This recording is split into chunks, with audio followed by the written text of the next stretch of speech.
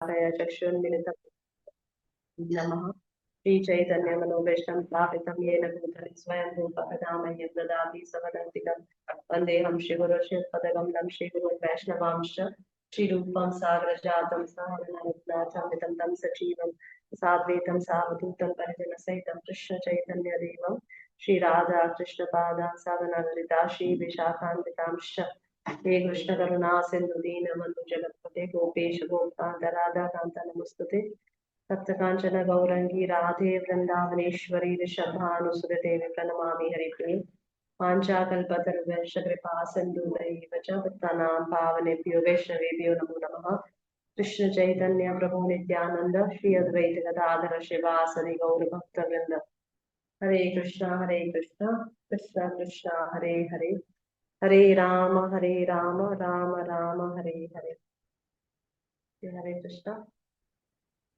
Today I thought of discussing this because Gita Jayanti is going to come. 1 दिसंबर को गीता जयंती है, तो कुछ गीता के इंसाइट्स पे हम लोग डिस्कस करेंगे और प्रयास रहेगा कि 1 दिसंबर को मीन्स डे आफ्टर टुमारो मैं आप सभी से अनुरोध करूंगी कि हम लोग प्रयास करेंगे ज्यादा से ज्यादा मिलकर गीता के अध्यायों का पाठ करने का। Those who are ready, those who really want to recite together, they can join online.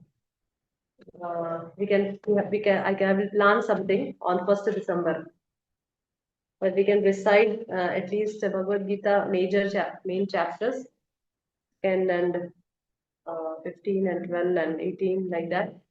तो हम लोग ग्रुप्स में डिवाइड कर देंगे कौन सा चैप्टर रिसाइट करना चाहते हैं। इस प्रकार से हम लोग गीता जयंती के अवसर पर जिस दिन पूरी भगवान ने भगवत गीता कही थी, तो वी ट्राई टू और we can recite the whole as well. हम लोग पूरा भगवत गीता भी रिसाइट कर सकते हैं with slots with breaks, that also we can do.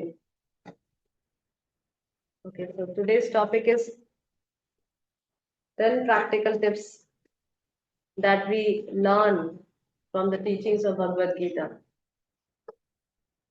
10 इस प्रकार के व्यवहारिक जो ज्ञान है जो हम भगवत गीता के टीचिंग से भगवत गीता से सीखते हैं। ऐसे अनेक नॉलेज है भगवत गीता के अंदर जो पूरी तरह से प्रैक्टिकल है, व्यवहारिक है, जो हम अपने जीवन में उतार सकते हैं। और हम इस क्लास में से 10 के बारे में चर्चा करेंगे इन शॉर्ट।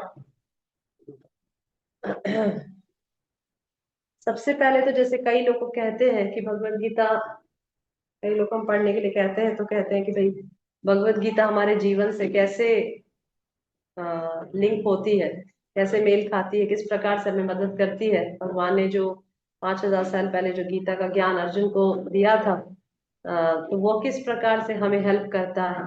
ऐसे कई लोग इस प्रकार से संशय करते हैं।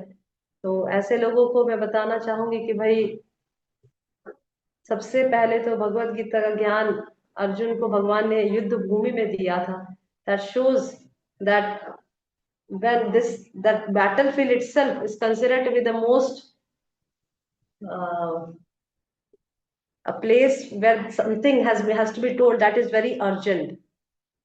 युद्ध भूमि का स्थान एक ऐसा स्थान है जहां पर कोई व्यक्ति हंसी मजाक नहीं करता, क्योंकि एक दूसरे योद्धा खड़े हैं एक दूसरे के प्राण लेने के लिए। कौन जीतेगा कौन हारेगा, तो ओके मैम, ये सर ओके, कौन जीतेगा कौन हारेगा कुछ पता नहीं है। तो इस प्रकार से युद्ध भूमि पे खड़े होके भगवान ने अर्जुन को ये गीता का ज्ञान दिया है, तो डेफिनेटली ये सबसे बहुत ही प्रैक्टिकल ज्ञान होगा हमारे जीवन के लिए। अन्यथा अगर इस प्रकार से जब हमारी लाइफ थ्रेटनिंग सिचुएशन पे अगर हम खड़े हैं, तो कोई भी इम्प्रैक्टिकल बात तो नहीं करेगा या हंसी मजाक नहीं करेगा, राइट। अगर जैसे हमें कोई बंदूक लेकर मारने के लिए खड़ा है, तो अगर कोई हमारा फ्रेंड आ जाए तो वो हमें ऐसी बात तो नहीं बोलेगा कि जो इम्प्रैक्टिकल है उस समय के लिए। That should be very practical, right. तो उसी प्रकार से ये गीता का ज्ञान भगवान ने अर्जुन को युद्ध भूमि में दिया है। That means it's the most practical knowledge for our life, right. तो इसीलिए हमें सबसे पहले तो इस चीज से कन्विंस होना चाहिए कि ये भगवत गीता हमें सबसे प्रैक्टिकल ज्ञान बताती है, जो हम जीवन में अगर उतारते हैं तो हम सही में अपने जीवन को और मनुष्य जीवन को सार्थक करते हैं। ये चीज में हमें पूरी श्रद्धा होनी चाहिए। उसी टीचिंग्स में से हम लोग उस 10 इस प्रकार से टीचिंग्स डिस्कस करेंगे, किस प्रकार से ये भगवत गीता ज्ञान एकदम प्रैक्टिकल है। तो फर्स्ट ऑफ ऑल, जैसे Bhagavad Gita, you can note down you can note down the points, 10 points, 10 practical points that we can learn from the Bhagavad Gita. तो जिस प्रकार से फर्स्ट भगवत गीता में यूनिवर्सल ब्रदरहुड सिखाता है, एक पूरे दुनिया में एक हम सब समान, हम सब एक हैं, उसकी शिक्षा देता है। किस प्रकार से देता है?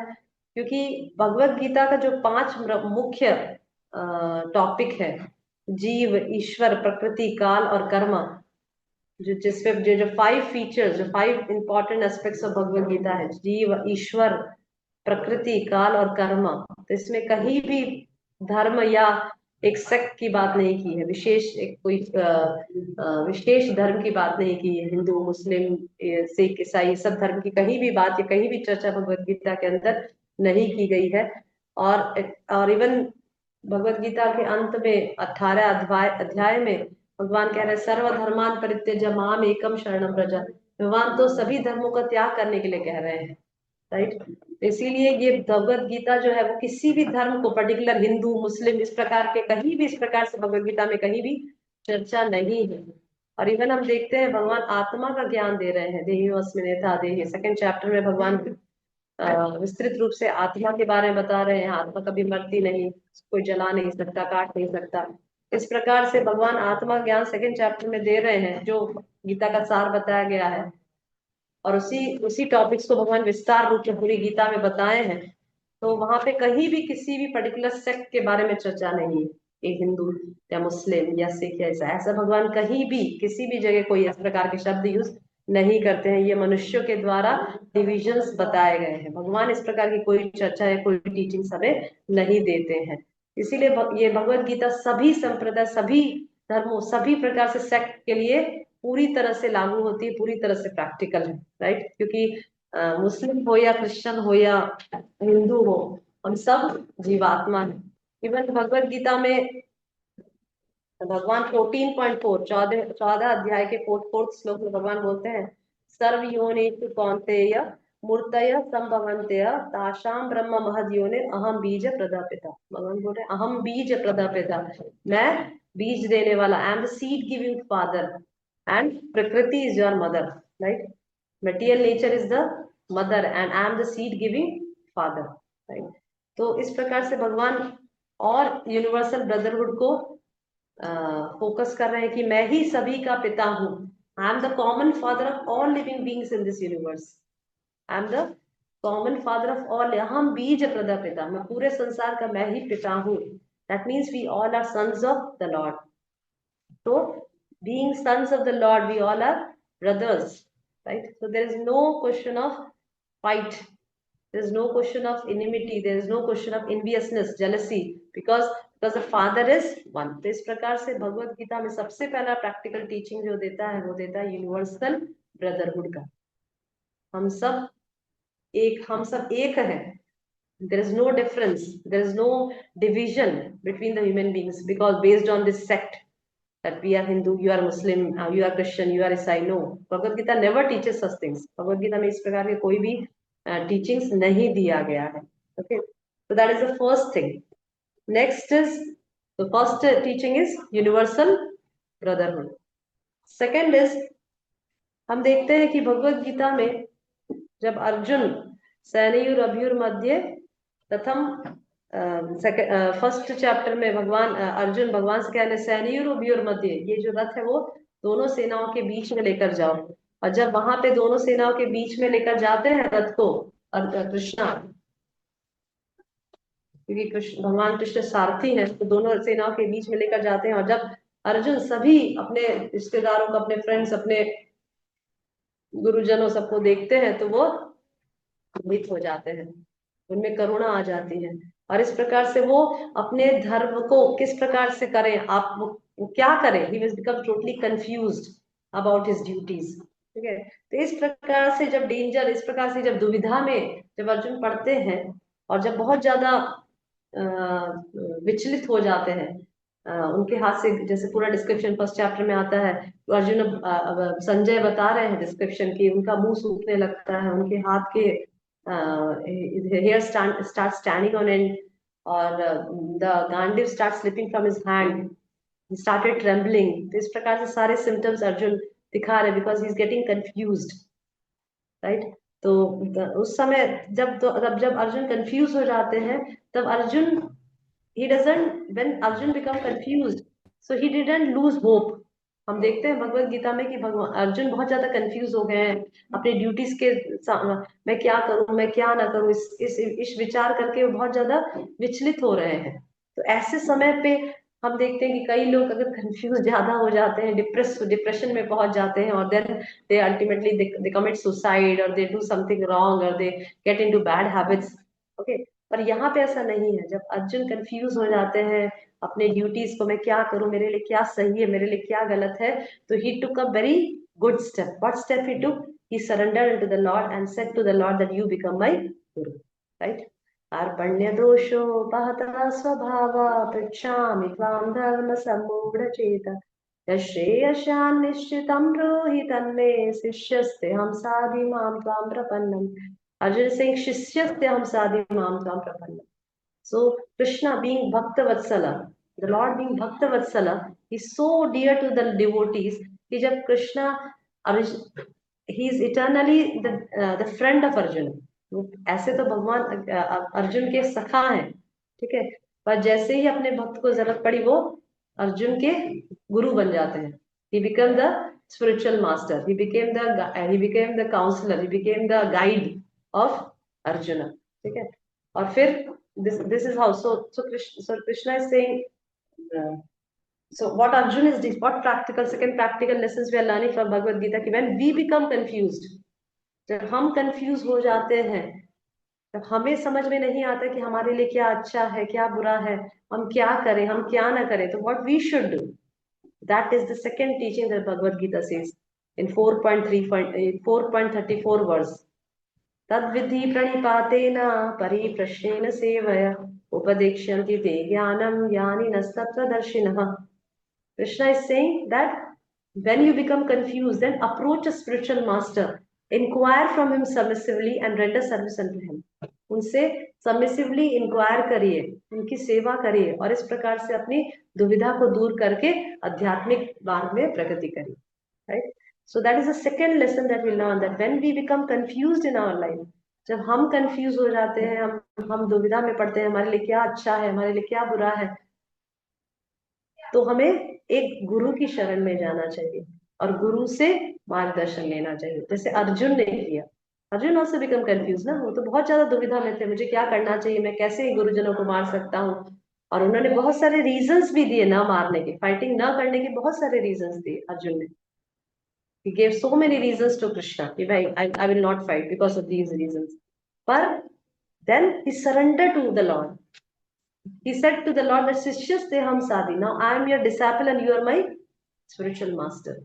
So this is how a jiva in this material world should also do। This is second practical lessons that we learned कि जो इस भौतिक जगत में जो जीव है, और सभी लोग भ्रमित हैं, सभी लोग अज्ञानी हैं, सभी लोग इग्नोरेंस में हैं। They don't know what is right, what is wrong, हमारे लिए क्या सही क्या गलत, they don't know it, but we should approach a spiritual master, surrender unto him, inquire from him submissively and render service unto him। हमें उनको शरणागत होना है, हमें श्रद्धा रखनी है, उनकी टीचिंग्स को सुनना है और उनकी सेवा करनी है, और सबमिसिव होकर उनसे इंक्वायरी करनी है। This is what Krishna says in the second chapter of Bhagavad Gita and also in the fourth chapter of Bhagavad Gita, and that is the second practical lesson that we learn। Okay, third, so first is the universal brotherhood। Krishna teaches us universal brotherhood, right Madhvi, Keshvi, right? Okay. Yes, So yes. The first teaching is the universal brotherhood. Second teaching is Krishna is teaching that if you are confused, like Arjuna is confused about his duties, what is right, what is wrong, what should I do, what should I not do, then what you have to do? You have to approach a spiritual master and inquire from him submissively and render service unto him. And this is how you will be able to learn the truth. Right? This is the second practical teaching. Third important teaching is Krishna is saying that if you think everybody in this material thinks that I am intelligent, कोई भी ऐसा व्यक्ति है जो सोचता है मैं बुद्धू हूँ. Nobody thinks like this, right? Nobody thinks that I am foolish. Everybody thinks that I am intelligent. I am a pandit. I am a scholar, right? So Krishna is giving the definition of a pandit, of a scholar, and Krishna is saying 2.11 verse.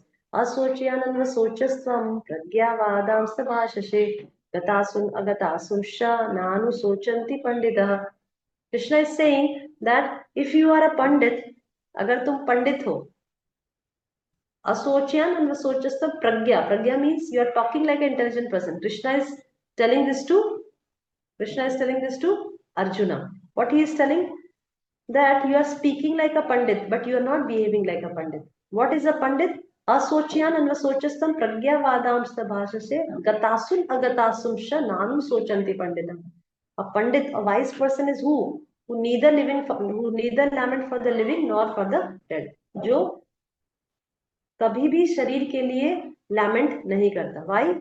Because the body is always dead and soul is always alive. Body is never alive and soul is ever alive. Right? Body is never alive.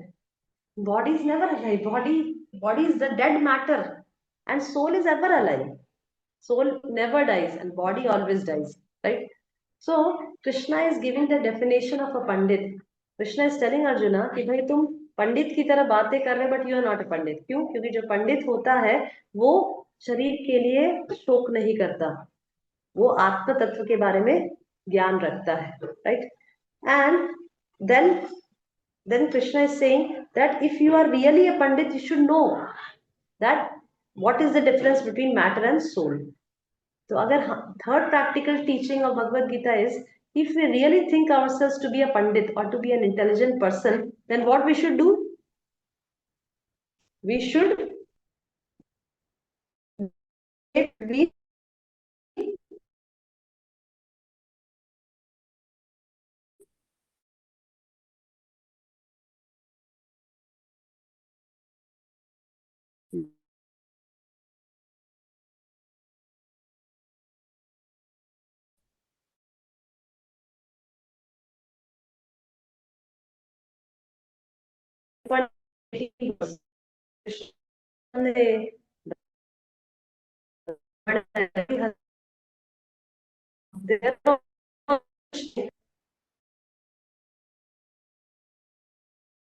Mataji, your voice is cracking.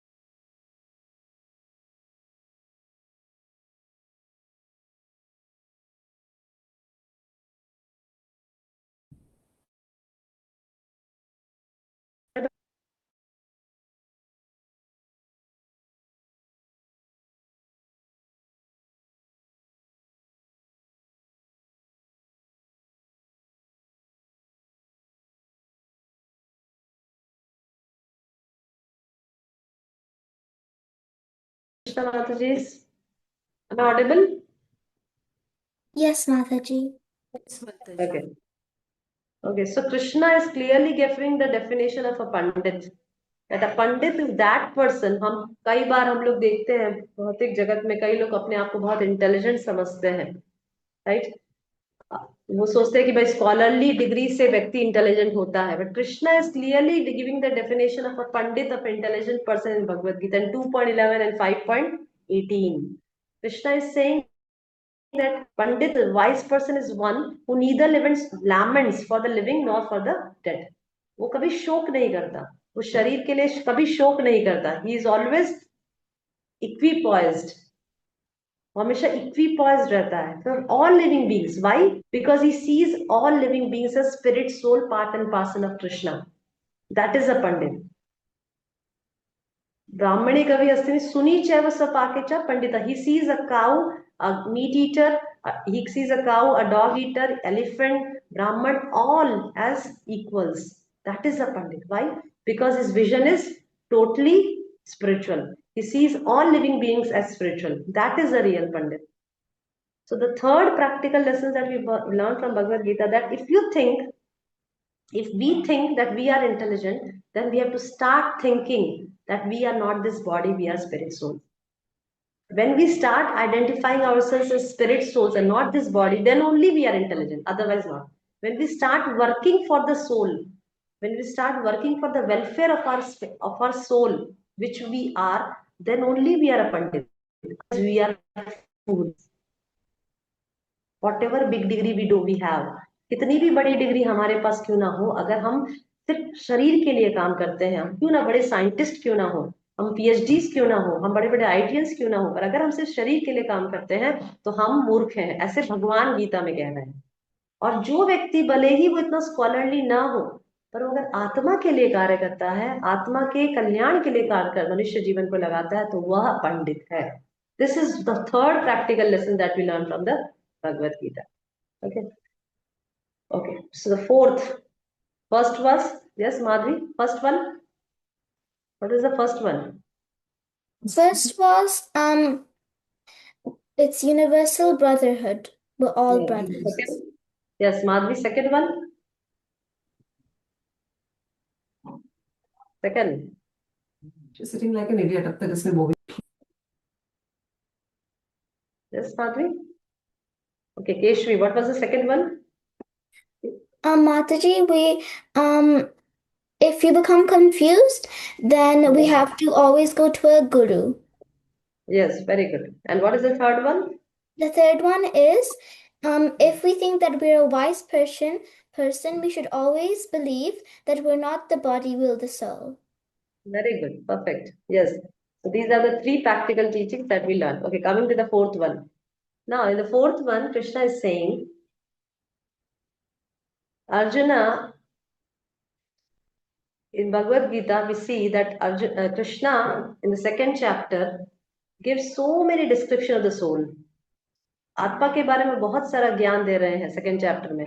आत्मा मरती नहीं है, आत्मा जलाई नहीं जा सकती, आत्मा इज लाइक आत्मा को कोई काट नहीं सकता, जला नहीं सकता. This so many things Krishna is telling about soul. But then also Arjun said to Krishna, Arjun ने भगवान से कहा कि भाई आपकी सब बात सही है, मैं समझ चुका हूं कि हम आत्मा है, हम शरीर नहीं है, पर फिर भी भीष्म पितामह मुझे इतने प्रिय हैं, मेरे गुरुजन मुझे इतने प्रिय हैं. Dronacharya is very beloved to me, he is my guru. Bhishma Pitamah is my grandson, he is very dear to me. फिर भी मुझे समझ आ गया कि वह आत्मा है, वो शरीर नहीं है. फिर भी मुझे शोक तो होगा ना, अगर मैं उनको मार डालूंगा तो मुझे दुख लगेगा ना. Yes, right. अगर even if we understand that we are body, we are not this body, we are spirit souls, तब भी अगर हमारे गुरुजन हम गुरुजन को मारेंगे, या हम अपने हमारे गुरुजन मर जाएंगे, या हमारे दादा मर जाएंगे, तो then also we will feel, we will lament ना, right. So what to do with that, that is the question of Arjun. जो दुख लग रहा है उसका क्या करें? दुख तो लगेगा ना, राइट. दुख लगेगा कि नहीं लगेगा? दुख लगेगा. So what to do with that? Then Krishna spoke the shloka, मात्रा स्पर्शास्तु कौन्तेय शीतोष्ण सुख दुःखदः आगमापायिनो नित्यास्तां स्थितिक्षस्व Bharat.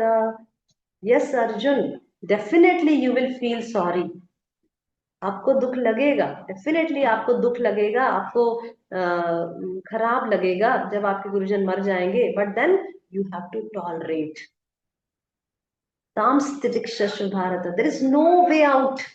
In this material world, definitely difficulties will come, definitely miseries will come, definitely so many problems will come, but then what we have to do, we have to tolerate. And then Krishna gave the example of matra स्पर्शास्तु कौन्ते शीतोष्ण सुख दुखदा. जिस प्रकार से ठंडी और गर्मी आती जाती रहती है, समर और winter season, summer season comes goes and then winter season comes, winter season goes and then summer season comes, उसी प्रकार से आगम पायनो नित्यास ताम स्थितिक्षमा, इसी प्रकार से सुख और दुख आते जाते रहते हैं. दे आर अनित्य. अनित्य मीन्स टेम्पररी. ऐसा नहीं होगा कि सुख आया तो दुख नहीं आएगा और दुख आया तो सुख नहीं आएगा. No, they will come and go. And then what the jiva should do in this material world, he should learn to tolerate tam sthitikshashva bharata, because there is no way out. हम सोच रहे हैं कि इस बड़े solution में भी हजार प्रॉब्लम्स हैं. हम सोच रहे हैं कि हमने गर्मी का सोल्यूशन एसी लेकर आ गए हैं, और उस एसी के बहुत सारे प्रॉब्लम. हमने उसमें हवा में उड़ने के लिए प्लेन आविष्कार कर लिया, प्लेन को डिस्कवर कर लिया, प्लेन को इन्वेंट कर लिया, पर उसके इन्वेंट करने के बाद भी बहुत सारे प्रॉब्लम्स अराइज हो गए. Right right. जितने भी इन्वेंशंस मनुष्य ने किए हैं, उसके इन्वेंशन के बाद और उस वन प्रॉब्लम को सॉल्व करने के लिए 1000 प्रॉब्लम्स अराइज हुए. राइट. एक प्रॉब्लम गर्मी का सोल्यूशन का एक प्रॉब्लम कि भाई गर्मी बहुत लग रही है, उसकी वजह से एसी लगाने की वजह से उस प्रॉब्लम को सॉल्व करने के लिए और बहुत सारे प्रॉब्लम्स अराइज हो गए, उससे भी बड़े problems.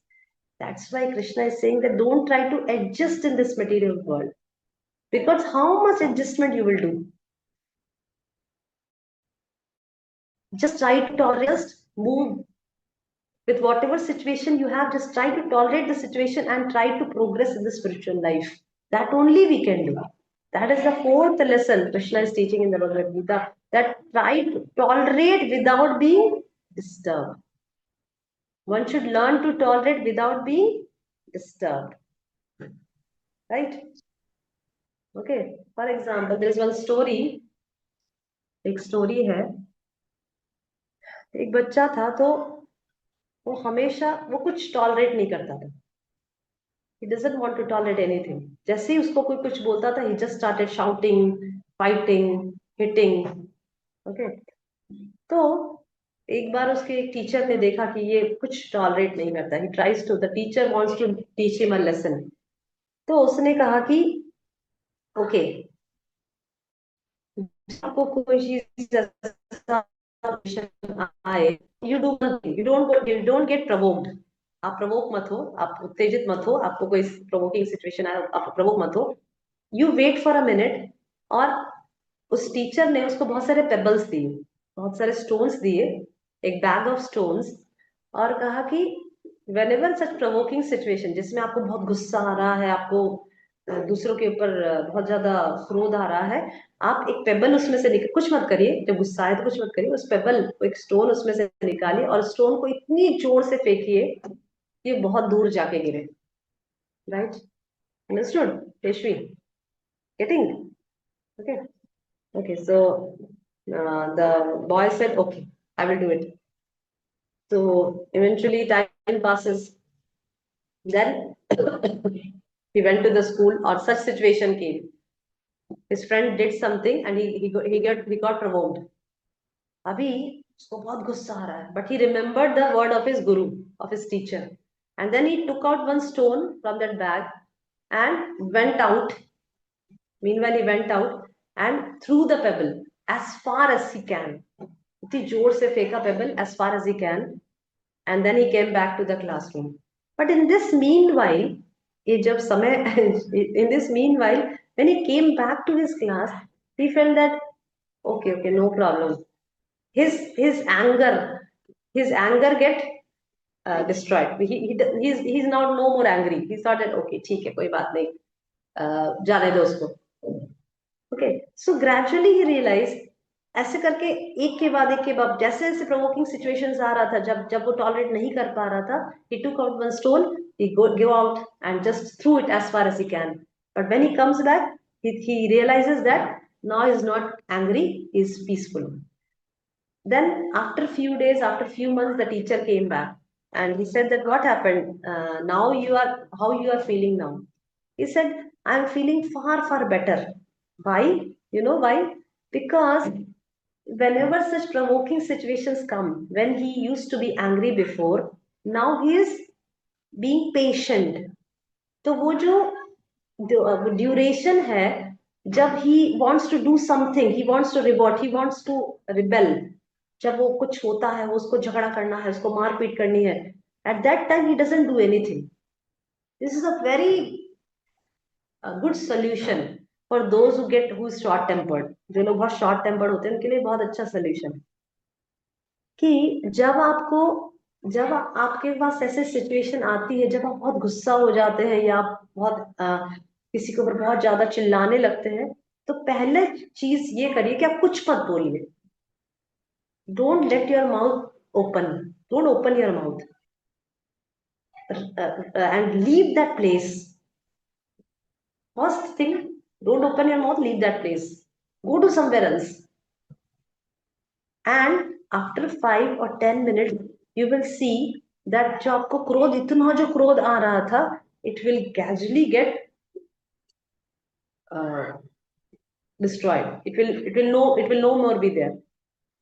Why is it so? Because as time passes you learn to tolerate. Patience, you have endured patience, आपको patience आपने practice कर लिया. You have learned to tolerate the situation, and because you've learned to tolerate that situation, because Krishna says क्या, भगवान बोल रहे कि आगमा पाइनो अनित्यास. आगमा पाइनो, it comes and go, it's anitya, means it's temporary. Whatever situation we are in this material, it's temporary. वो आती जाती रहेगी, it's not permanent. कोई एक सिचुएशन परमानेंट नहीं रहता है. ये हम सब लोग अपने जीवन में रियलाइज किए हैं. 10 साल पहले हम जिस सिचुएशन में थे, 10 साल बाद चेंज हो जाती है सिचुएशन, राइट?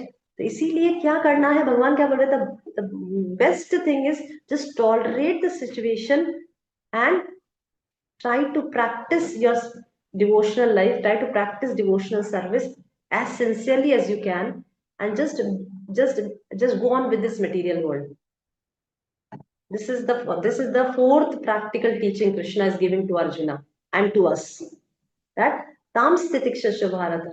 हे अर्जुन, दुख और सुख आते रहेंगे जैसे गर्मी और ठंडी, पर तुम्हें क्या करना है, तुम्हें उसको टॉलरेट करके आगे चलना है. And this is what we also have to do. We have to tolerate it and go on with this and try to practice devotional service as sincerely as we can. Right? Okay. Okay, so this is the fourth teaching of Bhagavad Gita, practical teaching. Okay, coming to the fifth one. Okay, fifth. In 3.35, in third chapter, 35 verse, Krishna is saying, do your prescribed duties, even though imperfectly, but do it. But don't do others' prescribed duties, as it will be dangerous. In 3.35 verse, if you see, then Krishna is saying it is better to do one's own duty imperfectly than to do others' duty perfectly, as doing others' duty can be dangerous. Right? This is the fifth practical teaching Krishna. So see, actually in every chapter, if you see, there are so many practical teachings in Bhagavad Gita. I just selected few of them, whatever comes in my mind. These are very few actually. 10 is very few number. There can be 50 to 60 practical teachings that we can get from Bhagavad Gita. So यहाँ पे भगवान कह रहे हैं कि do your prescribed duties, do your prescribed duties, even if imperfectly. आप imperfectly कर रहे हो, आप ठीक से नहीं कर पा रहे हो, no problem. पर अपना ही करो. क्यों? कि दूसरों का प्रिस्क्राइब ड्यूटीज करने से it can be dangerous. Why it can be dangerous? That's what we see in this material world. How dangerous it's happening now. Because Matajis are doing the prescribed duties of Prabhujis, the whole material world has become very topsy-turvy. The society has become, the whole society has become chaotic. There is no proper duties which a layman should do, which a women can do. Earlier it was so. पहले ऐसा हुआ करता था. Ladies are supposed to do this and men are supposed to do this. But now as society is progressing, all the duties have become mixed. Matajis are doing Prabhujis, Prabhujis are doing Matajis prescribed duties, and now the whole society has become very confusing, very chaotic, right? Everybody has become very confused, and because of, see, why a person has to do his prescribed duty? Because everybody, हर एक व्यक्ति पिछले कर्मों और पिछले इच्छाओं की वजह से एक भौतिक शरीर प्राप्त करता है, और जो भी भौतिक शरीर वो इस जन्म में प्राप्त करता है वो उसकी इच्छा के अनुसार है, पिछले जन्म की जो इच्छा है उसके अनुसार उसे प्राप्त होती है, राइट। और वो जो भौतिक शरीर में रहकर जब वो व्यक्ति उस शरीर से संबंधित उसके धर्म का पालन करता है, दैट मीन्स वर्णाश्रम धर्म का पालन करता है, तो धीरे धीरे वो उन इच्छाओं से मुक्त हो जाता है। This is how Krishna has made this society.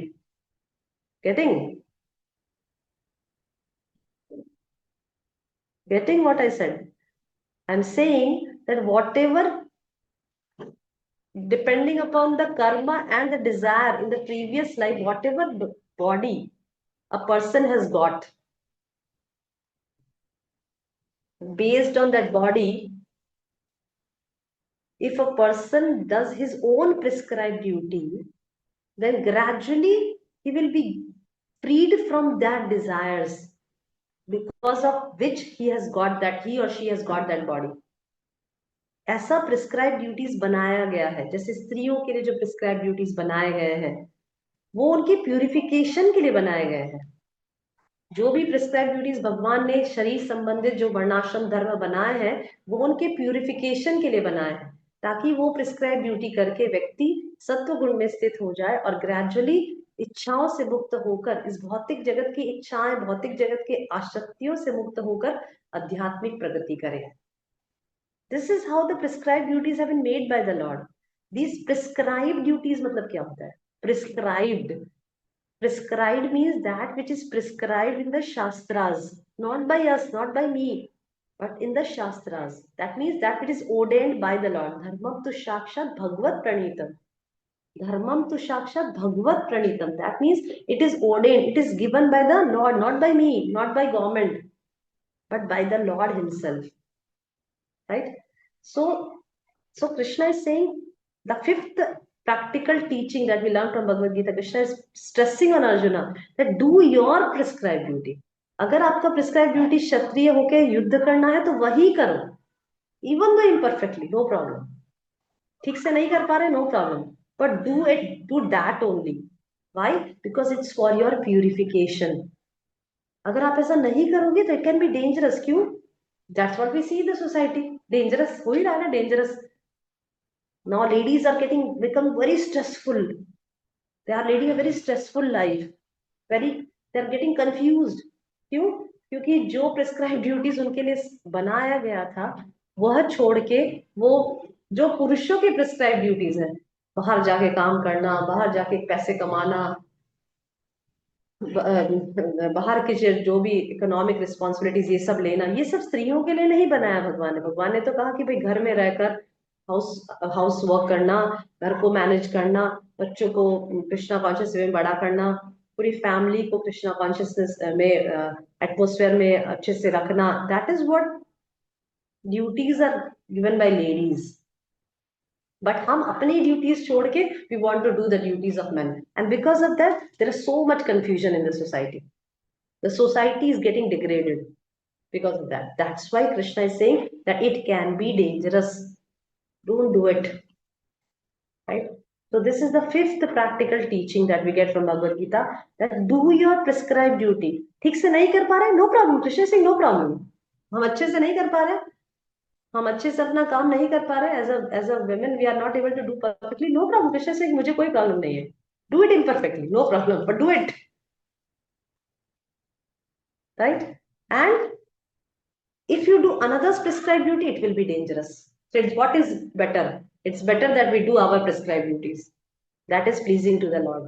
Yes, anukulasya sankalpa pratikulasya varjana. Anukulasya sankalpa, we have to do what is favorable to us for devotional service. And what is favorable? That which is told by Krishna. Simple formula. what is favorable to us? That which is said by Krishna, that is favorable to us, na? And that which is not said by Krishna is unfavorable to us, right? This is a simple thing, simple logic. Whatever is given in the Shastras, whatever do's and don'ts are given in the Shastra, it's favorable to us. And whatever is not said by Krishna, it's not favorable to us. Okay, so this is the thing. So the fifth teaching is do your prescribed duties, even though imperfectly, and don't do others because it can be dangerous. This is given in 3.35 verse of Bhagavad Gita. Okay. Next, sixth. Sixth is whatever you do, whatever you eat, whatever thing, whatever austerity you perform, offer it to the Lord. This is very important practical teaching that we get from Bhagavad Gita. The first and the foremost thing is whatever food you cook, because each and every human being in this material world is cooking something. कुछ खा रहा है वो व्यक्ति, जीने के लिए कुछ खाता है, राइट? अभी खाता है तो जो भी पकाता है खाता है, उसको भगवान को अर्पण करना बहुत बहुत बहुत जरूरी है. भगवान गीता में क्या बोल रहे हैं? 3.31 वर्स, सॉरी 3.13 वर्स, 3.13 वर्स में भगवान क्या बोल रहे? 3.13 यज्ञशिष्टासिनः सन्तो मुच्यन्ते सर्वकिल्बिषः भुञ्जते तोत्व अगम पापा ये पचन्ति आत्मकारणात्. Krishna is saying that those who eat food which is offered in sacrifice eat prasad, and those who don't eat food offered to the Lord or offered in sacrifice eat only sin. और बहुत सारे लोग ऐसा कहते हैं कि हमने क्या पाप किया? हम तो कुछ पाप नहीं करते, हम तो सबका अच्छा करते हैं, सबका भला सोचते हैं, सबका अच्छा करना चाहते हैं. क्या आप जो भोजन घर में बनाते हैं वो ऑफर करते हैं? नहीं करते. That is the biggest sin you are doing. That is what Krishna says in Bhagavad Gita. That is what Krishna says in Bhagavad Gita. जो लोग अपने घर में पकाया हुआ खाने को भगवान को अर्पण नहीं करते हैं वह पाप खाते हैं. This is clearly Krishna says in 3.13 verse. इसीलिए अगर कोई भी व्यक्ति कहता हो कि भाई मैं पापी नहीं हूं, उसको ये वर्ष बता देने का कि क्या आप अपने घर में भगवान को भोग अर्पण करते हैं? नहीं करते हैं, दैट मीन्स आप पाप खाते हैं, आप पापी हो. Clear cut formula, right? Okay, so Krishna is saying that those who don't offer food, they eat only sin. वो बहुत बड़े पापी हैं. Why is it so? Why is it so? कैसे वो पापी हैं? क्योंकि कृष्णा says अहम सर्वस्य प्रभवः मत्तः सर्वं प्रवर्तते इति मत्वा भजन्ते मां भूतभाव समन्वितः. Krishna is saying in the Bhagavad Gita that aham sarvasya prabhava, from me everything is created. I am the source of everything. That means Krishna is the owner of everything, right? Krishna is the owner of everything. अगर कोई व्यक्ति मालिक है, owner है, किसी घर का owner है और उसके घर के अंदर जाके बिना पूछे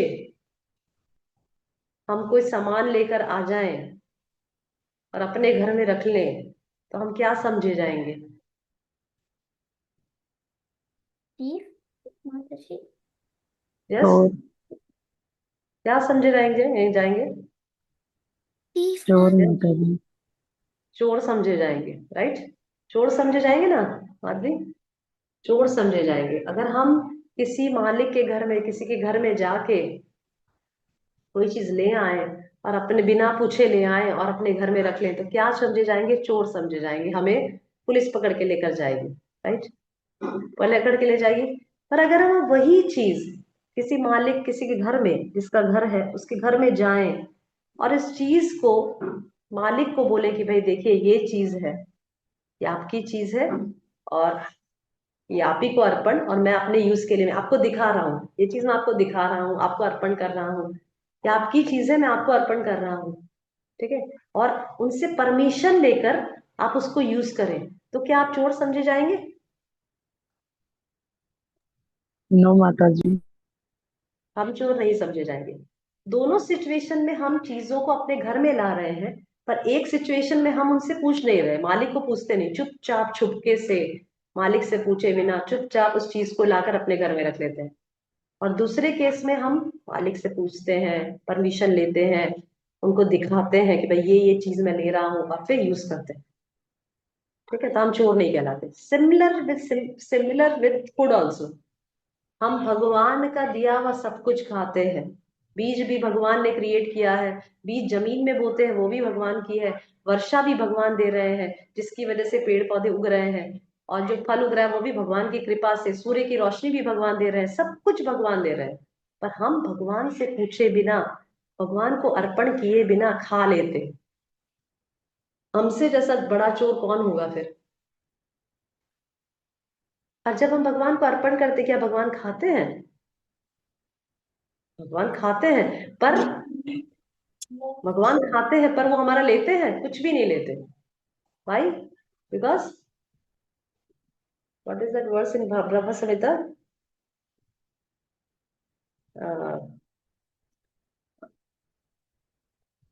इंद्रियाणाम, what is that verse in Bhagavad Gita? That we sing in the morning, that Govinda, that Sakli Indriya, what is that verse? In that Krishna says in that Brahma Samhita, Brahma ji is saying to Krishna that with all your organs, सारे senses से आप कुछ भी कर सकते हो। I'm not remembering that verse. Okay, that is in Brahma Samhita. Brahma ji says कि आप सभी सेंसेस से कुछ भी कर सकते हो। आप आँख से खा सकते हो, मुंह से सूंघ सकते हो, नाक से सुन सकते हो, कुछ भी, आप सभी सेंसेस से कुछ भी कर सकते हो। राइट? उसी प्रकार से भगवान के सामने हम जब प्रेम से बनाया हुआ, भक्ति से बनाया हुआ भोग की थाली रखते हैं, तो भगवान से देखने मात्र से उसे ग्रहण कर लेते हैं, और वह प्रसाद के रूप में हमें देते हैं। प्रसाद मीन्स दया, मर्सी। और जब हम उसे ग्रहण करते हैं तो हमारा प्यूरिफिकेशन होता है, हमारा कॉन्शियसनेस शुद्ध होता है, हमारा माइंड शुद्ध होता है, वो आध्यात्मिक बनता है, जो हमारे आध्यात्मिक प्रगति के लिए बहुत अनुकूल है। पर जब कोई व्यक्ति पाप खाता है, बिना भगवान को अर्पण किए हुए भोजन करता है, तो पाप खाता है, वो पापी होता है, जिसकी वजह से उसका मन दूषित होता है, उसकी चेतना दूषित होती है, जो आध्यात्मिक प्रगति के लिए बिल्कुल ही अनुकूल नहीं है। That is totally not favorable to the practice of devotional service. It contaminates our consciousness. So how can we Krishna conscious? How can we be Krishna conscious when it's contaminating our consciousness? Right? Yes, Keshi? You want to ask something? माता जी, क्या वो श्लोक वो था, अज्ञानी यस्य सकलेन्द्रिय वृत्ति मंति? Yes. Angani said, yes, that was. Angani yasya saklendra vritti manti pashyanti panti kalyanti chiram jaganti yam sam sundara achintya guna swarupam govindam adi purusham tamam bhaja. Yes, Angani yasya saklendra, that is the verse. Anand Okay. Yes. So Krishna is saying the sixth practical teaching, the most practical teaching that we learn from Bhagavad Gita is whatever you have in this material world, whatever you have in this material, you should be grateful to the Lord for. First thing, you should be grateful to the Lord for what you have. यही problem है, हम मनुष्य में ये problem कि जो चीज हमें मिलती है ना, हम उससे नहीं देखते, हम उसके लिए ग्रेटफुल नहीं होते। जो चीज हमें नहीं मिलती है ना, उसके लिए हम लैमेंट करते हैं। जो सिचुएशन हमें मिला है, जो चीजें हमें भगवान ने दी है, सबसे पहला तो हमें एक हिष्ट पुष्ट शरीर दिया है, हमारे हाथ पैर ठीक से काम करते हैं, हमारा बुद्धि ठीक से काम करता है, हमारी आंखें ठीक से काम करती है। This is the biggest gift Krishna has given to us, a perfect, एक सुटेबल ह्यूमन बॉडी हमें दिया है, जिसमें कोई खोट नहीं है, जिसमें कोई कमियां नहीं है। कई लोग अंधे पैदा होते हैं, कई लोग गूंगे पैदा होते हैं, कोई लंगड़े पैदा होते हैं, पर हमें भगवान की कृपा से एक अच्छा स्वस्थ शरीर प्राप्त हुआ है। This is the biggest gift Krishna has given to us. पर जो चीज हमें मिलती है ना, हम उसे नहीं देखते, जो चीज हमें नहीं प्राप्त होती है उसके लिए लैमेंट करते रहते। This is the biggest problem with human beings, right? So whatever we have, the sixth important teaching of Bhagavad Gita is whatever Krishna has given us, first thing we should be grateful and we should try to offer it to the Lord, right? जैसे हम कुछ भी करते हैं, उसका जो फल है भगवान को अर्पण करें। हम कुछ पकाते हैं, उसको पका के भगवान को अर्पण करें।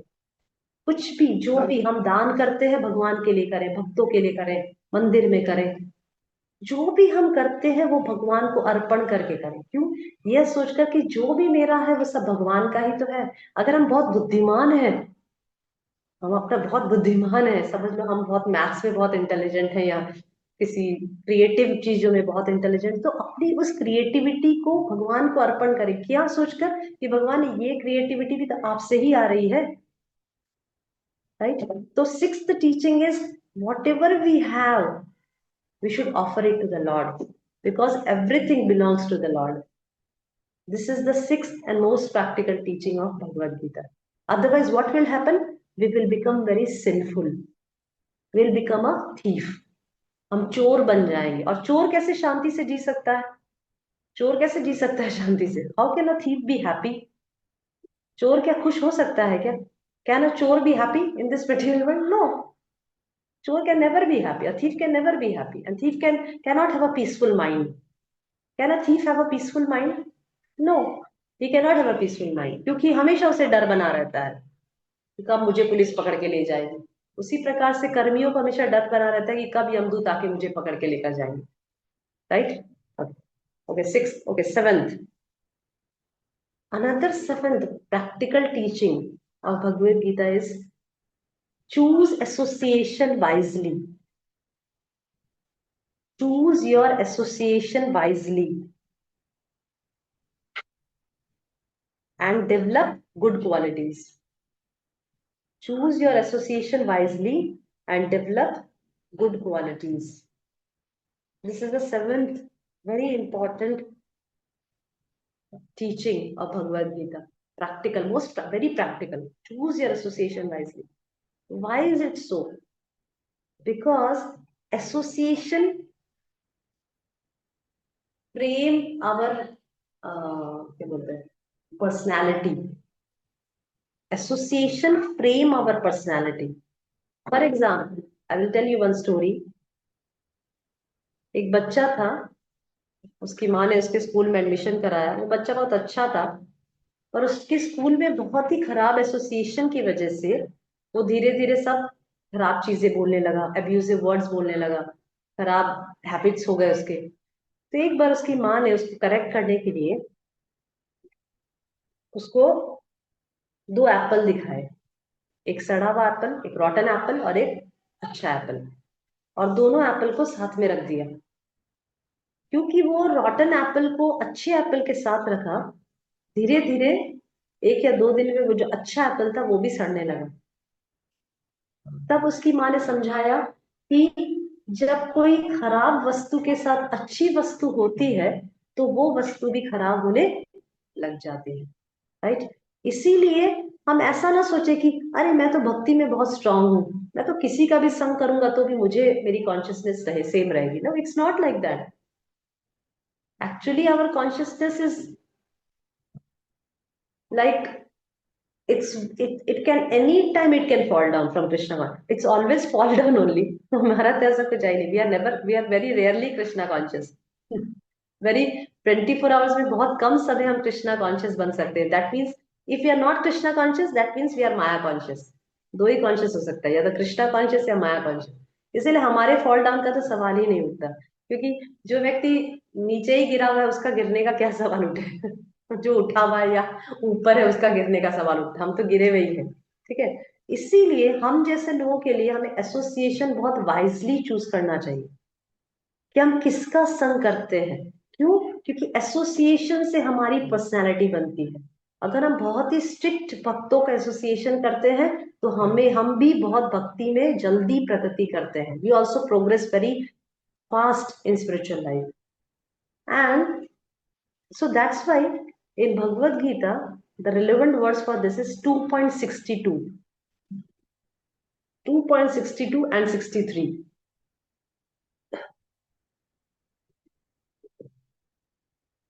In 2.62 verse, Krishna is saying, Dhyayato Vishayan Pumsha Sangasteshopajayate संगा संजायते कामा कामात् क्रोध विजायते क्रोधात् भवति सम्मोहा सम्मोहा स्मृति विभ्रमः स्मृति भ्रंशात् बुद्धिनाशो बुद्धिनाशात् प्रणश्यति.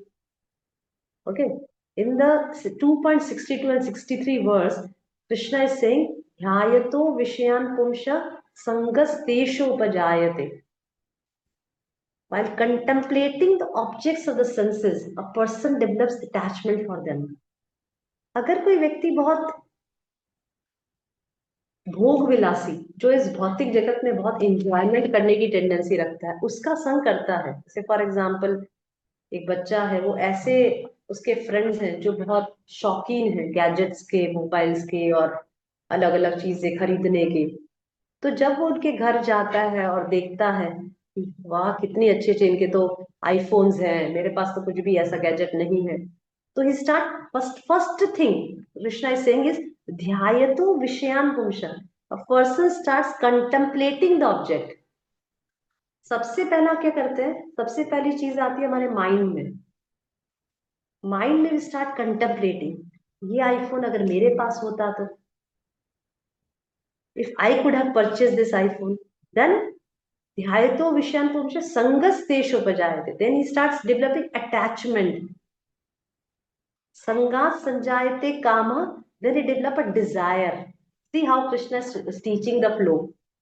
While contemplating the objects of senses, a person develops attachment for them.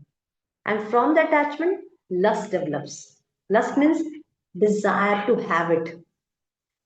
And from lust, कामात् क्रोध विजायते. From lust, anger arises. अगर वो इच्छा पूरी नहीं होती है, हमें क्रोध आता है. क्यों? क्योंकि इतना ज्यादा कंटेम्पलेट किया है उस ऑब्जेक्ट के बारे में हमने कि मुझे ये चाहिए, मुझे ये चाहिए, कैसे भी चाहिए, और वो इच्छा नहीं पूरी होती तो क्या होता है, क्रोध विजायते.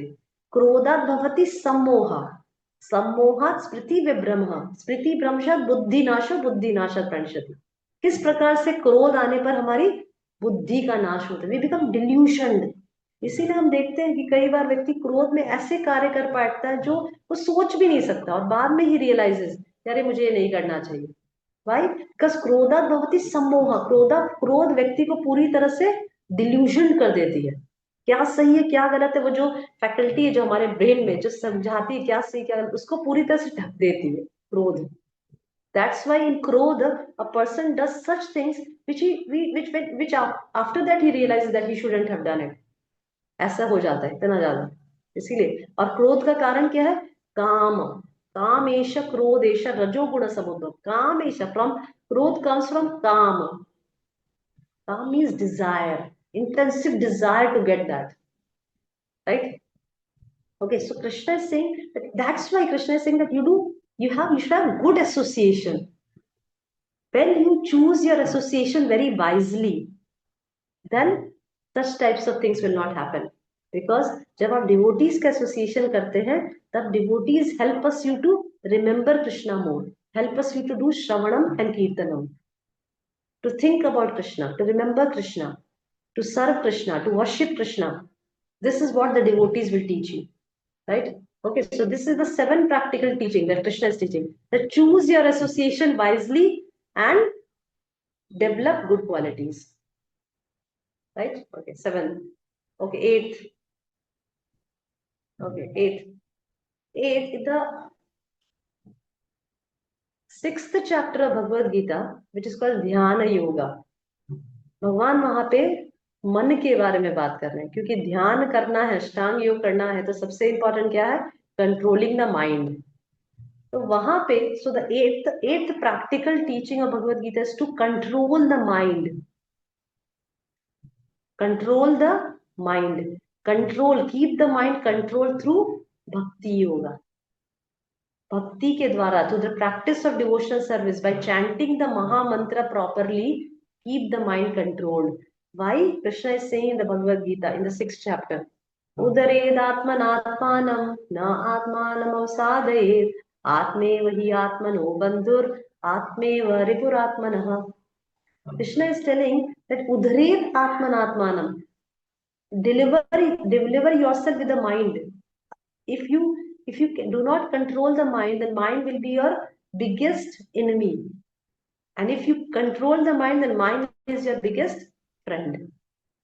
जिस व्यक्ति ने अपने मन को कंट्रोल कर रखा है, उसके लिए मन सबसे बड़ा फ्रेंड है, और जिसने कंट्रोल नहीं किया है, उसके लिए मन सबसे बड़ा शत्रु है. जैसे हम देख सकते हैं, किसने कंट्रोल नहीं किया है? ये भौतिकवादी जो मेटेरियलिस्टिक लोग हैं, उन्होंने कंट्रोल नहीं किया, because too enamoured by the material desires, कि इतना हद तक माइंड उनको स्वे कर देता है, उनको ले जाता है कि they thought of committing suicide and they commit suicide as well. इतना ज्यादा माइंड डिस्टर्ब रखता है, इतना ज्यादा डिप्रेशन में वो पहुंच जाते हैं माइंड के द्वारा, कि अच्छे पैसा भी उनको सुख नहीं दे पाता, पैसा फेम कुछ भी उनको सुख, डिग्री कुछ उनको सुख नहीं दे पाता, एंड दे कमिट सुसाइड. और जनरली सुसाइड रेट्स एजुकेटेड लोगों में ज्यादा देखी जाती है. एजुकेटेड पीपल में सुसाइड रेट्स ज्यादा देखी जाती है, लेस एजुकेटेड में नहीं देखी जाती. This is another fact. और I was just searching the data of the suicide rate, and I got that in India in 2022, 1,71,000 suicides were there in 2022. 1,71,000 suicide, and that was 27% increased as compared to 2019. मतलब 2019 में जो suicide rate था, उससे 27% ज्यादा increase हो गया 2022 में, and it came to 1,71,000 suicide rates. Can you imagine? इतने गैजेट्स हैं, इतना सोफिस्टिकेशन है हमारे पास, एआई है, फिर भी इतना suicide. Why? Because mind is totally eating them from inside. These gadgets, these YouTubes, these WhatsApp, these Instagram, these are not going to give us any happiness. Why? Because we are dealing, see, ये जो mobile gadgets ये सब जो है, yeah, they are dull matters. They're not, and human being is a social animal. This is what we are taught in the school. That human being is a social animal. He like to share emotions. It's natural. Yes. हर एक व्यक्ति को अपनी इच्छाओं को बताना, अपने emotions को share करना अच्छा लगता है, राइट? अच्छा लगता है कि नहीं लगता है? अच्छा लगता है ना. Why? Because human being is a socializing person.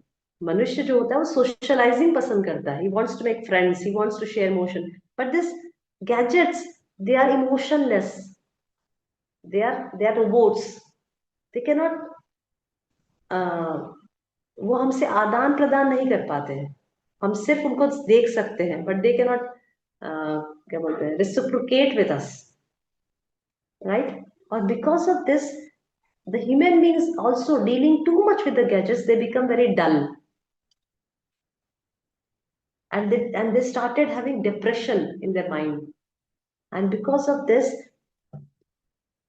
we can see that gradually the depression rates are also increasing, despite that we have AI, we have so many advanced gadgets in our house, right? Okay, so Krishna is focusing, giving another practical teaching, that control the mind to the chanting of the Maha Mantra. Mantra means, what is the meaning of mantra? Mantra means that which delivers the mind from all types of bad qualities. That is called mantra. Mantra, tra means trayate iti mantra, which delivers the mind from all types of bad things. That is called mantra. Okay, so another practical teaching is control the mind, otherwise it will devour you. Okay, ninth. Another practical teaching of Bhagavad Gita is, we should have a mind. We should have a focused mind. That's what Krishna says in second chapter of Bhagavad Gita. Vyavasayatmika buddhi ekaha kuru nandana bahushaka hi anantascha buddhayo vyavasayinam. Krishna is saying Vyavasayatmika buddhi. Vyavasayatmika means focused intelligence. Ekaha kuru nandana. Kuru nandana means, O Arjuna, we should have a focused mind. Bahushaka hi anantascha buddhayo vyavasayinam. Those who are many branched, they are never determined. So one should have a focused mind, right? Just for example, Have you seen a क्या बोलते हैं? Have you seen a lens? Sorry, lens नहीं, a magnifying glass. Have you seen a magnifying glass? Yes. If you keep the magnifying glass directly under a sunlight, what will happen, Madhuri? And a paper under it, what will happen? Have you done that ever? Have you done this ever? No, Mataji. You try it at your house. Take a magnifying glass. Yes, Madhuri? Fire बनेंगी. हाँ, yes, yes, Madhuri. अगर आप magnifying glass के नीचे एक paper रख देते हैं और मैग्नीफाइंग ग्लास को सीधा सनलाइट के सामने रखते हैं, तो मैग्नीफाइंग ग्लास वो पेपर के वो इतना कंसंट्रेट कर देता है लाइट को कि वो पेपर नीचे वाला जो होता है वो बर्न हो जाता है. Try and experiment it if you get a magnifying glass there. Okay. So this shows that our attempt should be very focused, because जब हमारा कोई attempt बहुत focused रहता है, our goal should be focused. Our goal should be that whatever we do in our life, it should be pleasing to the Lord. We should have a focused goal, and that will make us more peaceful, more contented, more satisfied. अगर हम focused goal से काम करते हैं, then we will able to achieve our goal. Otherwise not. Otherwise we will always be remain confused, we will remain distracted. Right? इसीलिए भगवान, the next practical teaching is, भगवान कह रहे हैं व्यवसायत्मिका बुद्धि. Hey Arjun, keep your buddhi व्यवसायत्मिका. व्यवसायत्मिका means focused, determined on one goal. That is Anyabhilashita Shunyam, Anyabhilashita Shunyam. That we will now have any other desire except to please the Supreme Lord. अगर हम अपने सारे कार्य में यही सोच के करेंगे कि whatever we do, that should be pleasing to the Supreme Lord, and ultimately we will reach our goal. This is what Krishna is telling in the Bhagavad Gita. And that's what we learn in Mahabharata as well. Mahabharat में भी हमने देखा कि भगवान अर्जुन और द्रोणाचार्य की कथा में, यहाँ पे द्रोणाचार्य एक टास्क देते हैं कि भाई जो कौन बर्ड की आई को छेद सकता है. This is what is given by the Lord Dronacharya, right? You know this story? कि द्रोणाचार्य एक टास्क देते हैं अपने डिसाइपल्स को कि कौन तीर छोड़कर बर्ड की आई को छेद सकता है. तो he called one by one Yudhishthir, then he called Dronacharya, Duryodhan, then he called arjuna. So सबसे पूछते कि तुम्हें क्या दिखाई दे रहा है? तो दुर्योधन कहते हैं कि मुझे तो पेड़ भी दिखाई दे रहा है, मुझे तो पत्तियां भी दिखाई दे रही है. फिर उससे पूछते हैं युधिष्ठिर से, पहले तुम्हें क्या दिखाई दे रहा है? मुझे तो शाखा भी दिखाई दे रही है, मुझे बर्ड दिखाई दे रहा है. देन ही आस्क्ड अर्जुना कि आपको क्या दिखाई दे रहा है? देन अर्जुना सेड दैट मुझे सिर्फ चिड़िए की आंख दिखाई दे रही है, नथिंग एल्स. हमें भी सेम ऐसे ही होना चाहिए. जब हम अपने जीवन को जीते हैं, हमें सिर्फ एनीबडी हु वांट्स टू डिल्यूड अस, हमें कोई प्रलोभन देता है, कृष्ण भक्ति से हटाने का प्रयास करता है, तो हमें सिर्फ ये सोचना चाहिए कि no, we have a focused goal in our life, that is to please the supreme lord Krishna. कोई भी एक्टिविटी करने से पहले सोचना चाहिए कि is this pleasing to the lord? जो मैं कर रही हूँ क्या भगवान को प्लीजिंग है? अगर यह सोच के हम कार्य करेंगे तो कोई कंफ्यूजन रहेगा ही नहीं. Okay, so that is the ninth teaching, that one should have a vyavasayatmika buddhi, focused intelligence. Right? Okay, last and very important practical teaching that we learn from Bhagavad Gita is not to be jealous of others. Not to be jealous of others. ये बहुत बड़ा problem सब समाज में, भक्तों का समाज हो या अभक्तों का समाज हो या कर्मियों का समाज हो, सब जगह ये प्रॉब्लम दिखाई देती है कि we are jealous of others. अगर मैं क्लास लेती हूँ, कोई दूसरे माता जी क्लास लेते हैं, उनके क्लास में 100 लोग आते हैं, मेरे क्लास में 10 आते हैं, we become jealous of others. अगर कोई सेवा करने जाते हैं, उसमें उनकी सेवा को अगर कोई माला बनाते हैं, दूसरी माला बनाते हैं, उनको अप्रिशिएट किया जाता है, मुझे अप्रिशिएट नहीं किया जाता है, I become jealous of others. This is a very very common thing, even inside devotee circle, even outside devotee circle. How to overcome that? Krishna says in Bhagavad Gita 12.15, one who is free from envy, hatred, fear, jealousy is very, very dear to me. Because Krishna knows it very well now that a very few person will be like that. बहुत कम ही लोग ऐसे होंगे जो jealousy से ऊपर होंगे, जो N V से ऊपर होंगे, जो फियर से एनवी होंगे, ऊपर होंगे. That's why Krishna is saying that we should, one who is free from all these things, very very dear to. वो व्यक्ति मेरा बहुत क्या बोलते हैं डियर है, वो मेरा बहुत प्रिय है, right? Okay, so now how to overcome this jealousy? See, we can overcome this jealousy when we become more and more Krishna conscious, right? Because in one of the purports in Bhagavad Gita, Prabhupada writes that when we realizes that whatever the other person has possessed is coming from Krishna, if she is very beautiful, don't be jealous of him, don't be jealous of her. Why? Because you should think that this beauty is coming from where? This beauty is coming from Krishna. And she must be eligible to have this beauty. She must be liable to have that beauty. वो लायक होगी तभी उसको इतना सुंदर शरीर मिला है. मैं नहीं लायक हूँ इसलिए मुझे नहीं मिला है. Krishna wants to teach me some lesson. No problem. I am grateful to Krishna for whatever he has given to me. मैं भगवान को बहुत आभारी हूँ कि जो भी चीज मुझे भगवान ने दिया है वो मेरे प्यूरिफिकेशन के लिए दिया है और वो अच्छे के लिए ही दिया होगा. और जो उसको दिया है वो उसके अच्छे के लिए दिया है और वो उसका भी किसी प्रकार से प्यूरिफिकेशन होने वाला है. और जो भी अच्छी चीजें उसके अंदर दिखाई दे रही है, सुंदरता है या इंटेलिजेंस है या क्लेवर या शी इज वेरी ब्रेव और something, what ever good quality she has, it's all coming from Krishna. And if I'm jealous of her, that means I'm not jealous of her, I'm jealous of Krishna.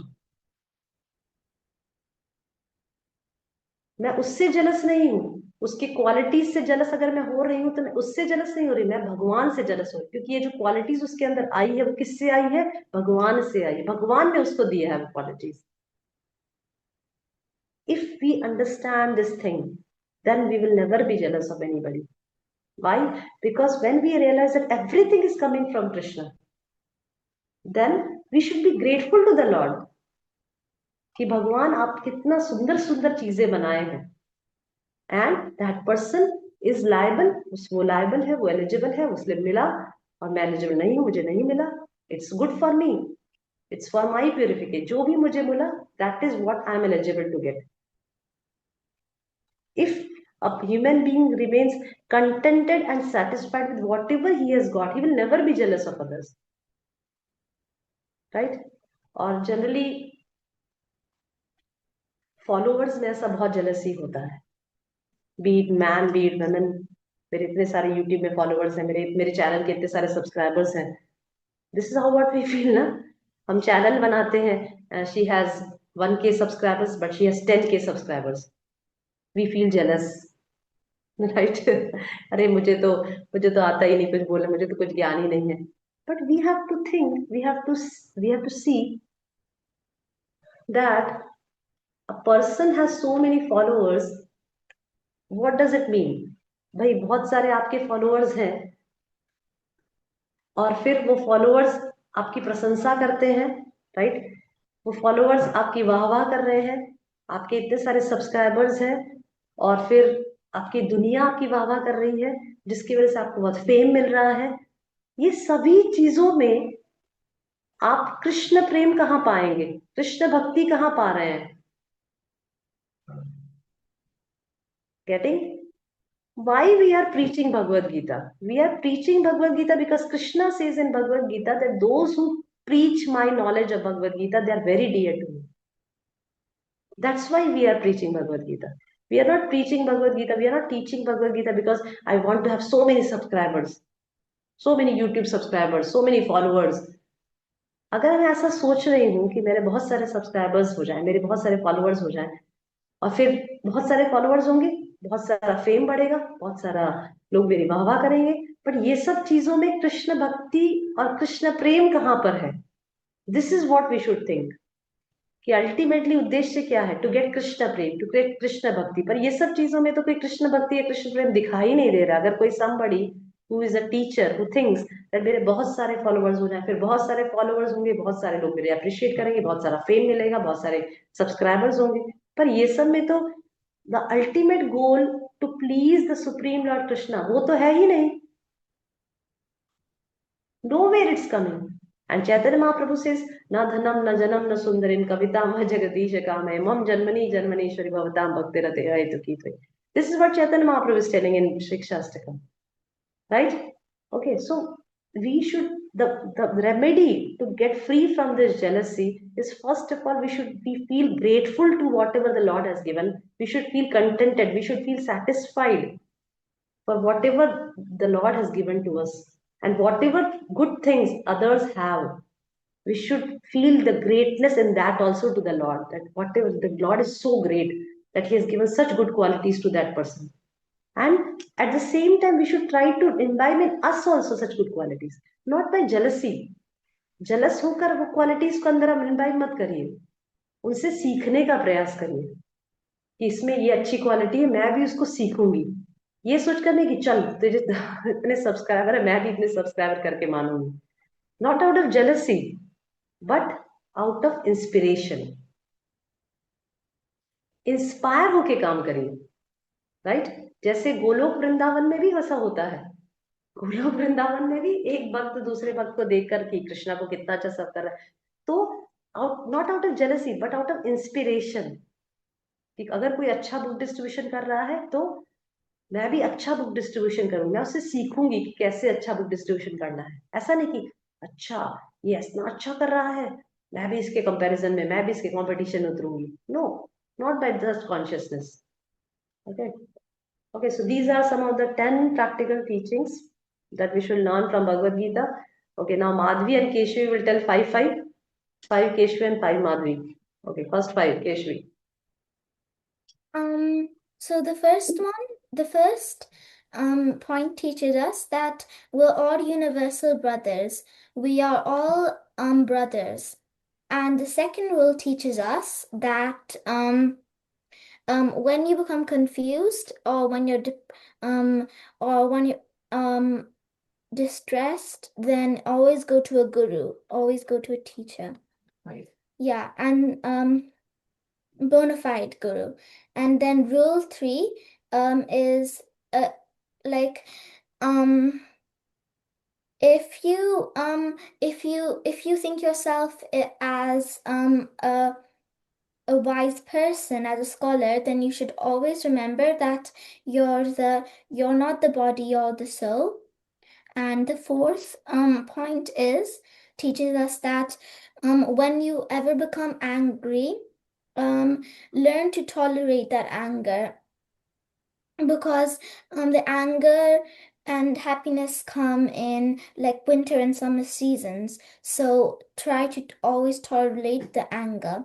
And the fifth is even if you can't do your prescribed duties that much, always do your prescribed duties, never do the other person's, because the prescribed duties for you are like made they're specially for you. So if like women start doing work like men, then it won't be good, will it? So that's the fifth one. Very good, excellent. Okay, now Madhvi, sixth one. The sixth one is that whatever you offer to you, whatever you make, you should offer it to Krishna, because if we like if we take something from somebody's house and then without telling them and keep it in our house, that would be called you would be called a thief. But if you ask the person and tell them that, can I take this, then that you're doing the same thing, but you won't be called a thief. And because Krishna is the owner of everything, that's why when you're making food and not offering it, that means you're stealing food. And you are incurring sin. Yes. Okay. Seventh. And then the seventh one is you should be grateful for what you have. Hmm? I think Seventh seventh one, one is seventh choose sentence. your association Yes. Choose wisely your because that will make your personality. And Very then good. if your personality is good, then you can progress in Krishna consciousness Yes. much more. And Very then good. And the eighth one is, with the seventh one is to seventh is choose your association wisely, and the eighth one, tell the eighth one. eighth one, you have to control your anger because in anger anybody can Control the say mind. You have to control the mind. You have mind. to control the mind. Yes. And the Then, ninth one, you ninth should one is you should have a focused mind. mind. That will give you a You will achieve your goal of Krishna consciousness. yes. Okay. And Last the one. ones, don't be jealous to others. Yes. And we aren't preaching the Bhagavad Gita just for competition, but we're preaching Bhagavad Gita because Krishna said, whoever preaches Bhagavad Gita, they are my close devotee.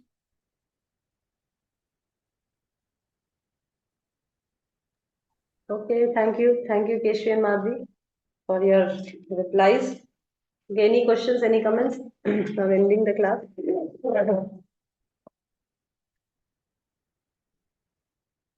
Okay.